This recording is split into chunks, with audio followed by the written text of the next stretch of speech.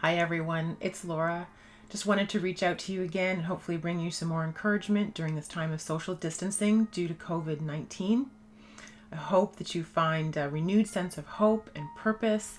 And if you do, please press the like button below or send a comment or subscribe to the channel. And we just love to hear from you. So just continuing to go through some verses that have been important to me and have carried me through some difficult times, and I hope that they will do the same for you. Today I want to look at my absolute favorite verse, which is Luke 22:31 to 34. And it says, Simon, Simon, Satan has asked to sift you like wheat, but I have prayed for you. And when you return, strengthen your brothers. And Peter replied, Lord, I would go to prison. I would even die for you. And Jesus said to him, Peter, before the rooster crows in the morning, you are going to deny me, not once, not twice, but 3 times. So let's go through this. Now, in this section, Jesus is speaking to his disciples. It's 12 disciples, and in particular, Peter. And Peter was the leader. He was the extrovert, and he was the guy that in the class would answer every single question. He couldn't allow anybody else to answer. He had to answer. Whether he knew the answer or not was irrelevant. He just had to hear his voice. And Jesus gives him a warning. He says, Peter, you are going to go through a time of crushing. You are going to be sifted. Satan has asked to sift you. Now, my mom used to make bread, and she had a sifter. I haven't seen one in many years, but she had a little container, and she would pour the flour in it. Then she would squeeze the handle, and in squeezing the handle, the flour would come out on the other side, and it would be free of clumps, and it was just light and fluffy, and it made mixing whatever it was that she was making, bread I guess in this case, it just made that so much easier to work with. And that's what Jesus said, is Satan is asking to put you through the ringer, basically. You're going to have a hard time. And I must confess that Jesus' response makes me a little bit upset, because he says, Satan has asked to sift you like wheat, and I've prayed for you. So basically, Satan had to come to you and ask permission to give you a hard time, and you said yes. So I appreciate your prayers. That's great. But why couldn't you just say no? How about you just don't let any disasters come our way. You don't let any diseases come our way. And we can just sit back and enjoy life full of joy and happiness, because that would make us very happy. But since Jesus can never be wrong, clearly there must be a benefit that we don't immediately see in this verse. So let's go on, and we see Peter's reaction. So Peter, in typical fashion, says, oh, no. Thanks for the warning. I appreciate that, but I got this. I would go to prison. I would even go to death. And Matthew, who's another disciple, and he was there, tells us that Peter added on to that in his arrogance. Even if all the other disciples fall away, not me. I got this. Clearly, he had a problem with pride and self-sufficiency. So Jesus then took the disciples to a garden called Gethsemane, and there he prayed. He prayed for strength. He prayed for us. Even if you look at that, it's an amazing prayer. And that was interrupted by soldiers who came, and they took Jesus away. And what did that strong man Peter do? He ran away. He let his fear control him in the situation, and he ran away and he hid, just like all the other disciples. But if we keep reading, we find that because he still loved Jesus so much, he did follow him. But the Bible says he followed at a distance. So this is actually the first recorded time of social distancing. Peter decided, I want to have a relationship, but I just don't want to be that close. I need to maintain my distance here. So he thought he stayed a safe distance that he wouldn't be recognized. Because the fear was, if the soldiers took Christ, who was their leader, and clearly they had bad intentions and they ended up putting him on the cross, that his followers also were at risk of being arrested. So that's why they ran and they hid. But as he was staying his safe distance away, he could still see Jesus and he could see the proceedings that were taking place. And while he was by a fire warming his hands, one person said to him, I think I saw you with that Jesus guy. The guy who's on trial? I think I saw you with him. And Peter just kind of brushed it off. No, not me. No, that wasn't me. That was once. A few minutes later, somebody else said, I think you are one of those Jesus followers. I think that's who you are. I'm pretty sure you're from Galilee. And Peter said, no, I've got one of those faces that's really familiar, and it kind of, everybody thinks they see me somewhere, but I don't know him at all. And sure enough, the third person said to him, no, I'm pretty sure you know that man and that you are a follower of his. And Peter got angry. He let his fear overtake him to the point that he got angry. And he said, look, I do not know that man. And it was at that moment that Jesus, who was at the court, turned and looked directly at Peter. And we probably all know that feeling when you've just been caught up in emotion or caught up in fear and you haven't thought it through. You haven't thought your actions through. And then you see the hurt that you have caused someone that you deeply loved. So that begs the question then, how did Jesus look at Peter? Because the result was that Peter went out and wept. So that meant that he felt sorry for what he did. He wasn't overcome with despair or discouragement. So that probably means that Jesus looked at him, and in his eyes, he didn't see contempt. He didn't see disappointment. He saw that steadfast love that we talked about last time. That love that even though Peter had just denied him 3 times, despite a warning, despite living, breathing, walking, eating with Jesus for 3 years, he still said, nope, I don't know that guy. So far, this does not sound very encouraging, does not seem like a story of hope, and that's maybe what you might be saying at this time. But that's because I skipped the best part. So the best part is that in the warning, Jesus said, Satan has asked to sift you like wheat, but I have prayed for you. And when you come back, that's amazing. Jesus gave a welcome back in his warning before Peter fell, knowing that Peter was going to mess it up. That's amazing.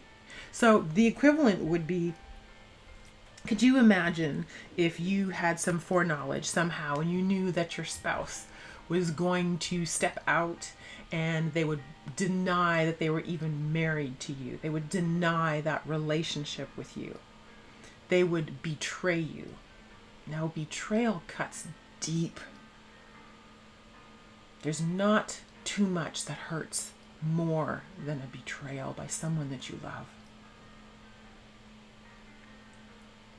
And imagine saying to that person, when you come back, because I know how I would end that. I would say, when you come back, I'll be right here. But it would not really be steadfast love that they would see in my eyes. When you come back, you will probably find a different lock on the door. You may even find a very different door. But that's not how Jesus reacted. Now, Jesus didn't ignore Peter's sin. He still had to go to the cross and he still died, which gave him and us a means of coming back and a way to return. But it gets even better, because he didn't just say, so when you come back, sit in the corner and behave yourself and don't let anybody know how much you messed up. Just carry on your life like normal. He said, when you come back, strengthen your brothers. So that meant continue being my disciple, but continue leading people. He wasn't disqualified because of the mistakes that he made. And in this society, it's so easy to be disqualified. How many times do we hear of someone who seems to have had a pretty good life, but they made a mistake? And social media just cancels them right out. Not the action, but cancels that person. Society says boycott that person and just reject them entirely. And we can do the same. We can do the same to others, and we can do the same to ourselves. That we will literally disqualify ourselves and simply say, I did this, I made a mistake, and so I can't. I know in my house growing up, the word can't was the worst word. It was a swear word in my house. There was no way you could get away. Your excuse could never be, I can't. And that's what Christ says. Perhaps you can't, but when you are a disciple of him, you can. And I think sometimes we're a little too hard on Peter, because Peter denied Christ by saying, I don't know him. But we also deny Christ, and we don't do it by blatantly saying, I don't believe in you, or I'm not a Christ follower, or I'm not a Christian. But we do it in the same way by letting fear take over our lives.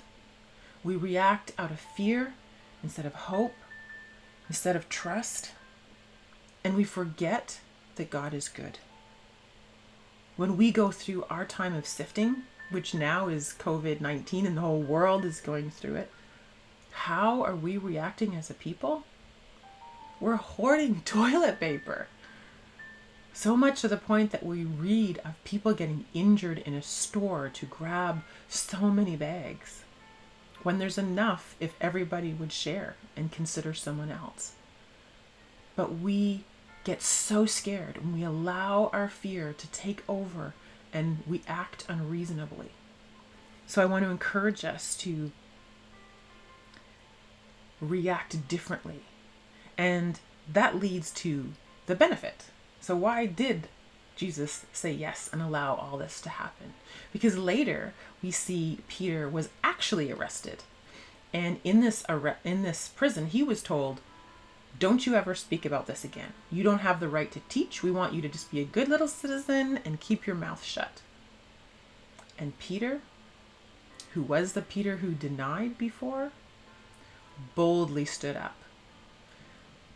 And he said to them, look, whether I should obey God or whether I should obey you, you judge that.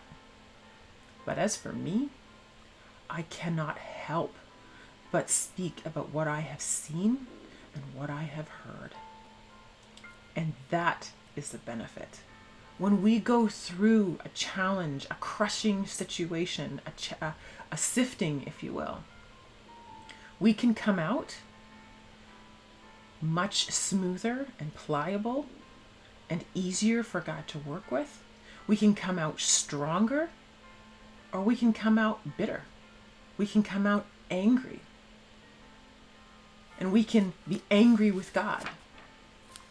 And you know, anytime we are angry with God, it's because he didn't do what we wanted him to do. It's not because he didn't do what he didn't say he was going to do, because he never breaks his promises.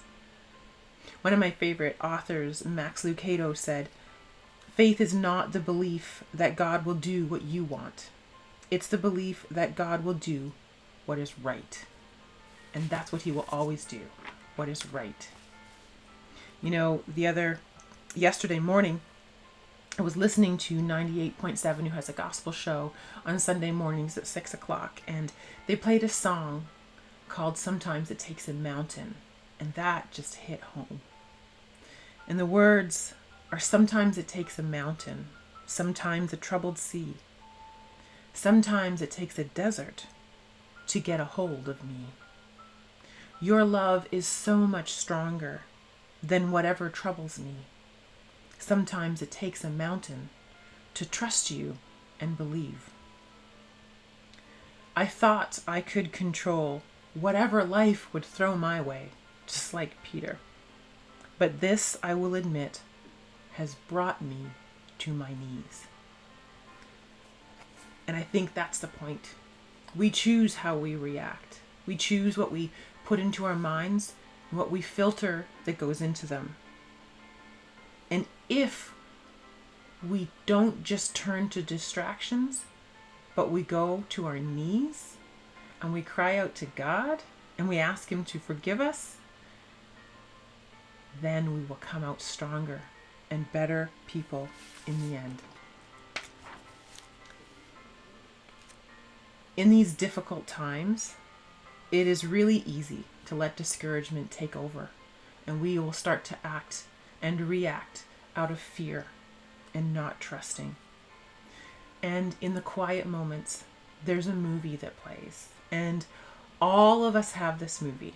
It's not on Netflix, it's not on pay-per-view, but in the quiet, we remember all the hurts that have happened to us. We remember the fear and the worry. We remember the words that we said to somebody else that cut them deep, or we remember the words that were spoken to us that cut us deep. It's in those moments that I want you to remember that you may go through your time of sifting, but Jesus has already prayed for you, and He has ensured that you have a way back. You will never be disqualified. You will always receive the look of steadfast love. So I want you to know you are loved. You are forgiven. You are valued. And you can never be disqualified. So the next time that movie starts to play, I want you to smile, and I want you just to say, yeah, I'm not perfect, but I'm not disqualified, and I'm coming back. So if you did receive some encouragement, I'm going to ask you to please press the like button below, and thank you for listening, and please be safe and keep trusting in God.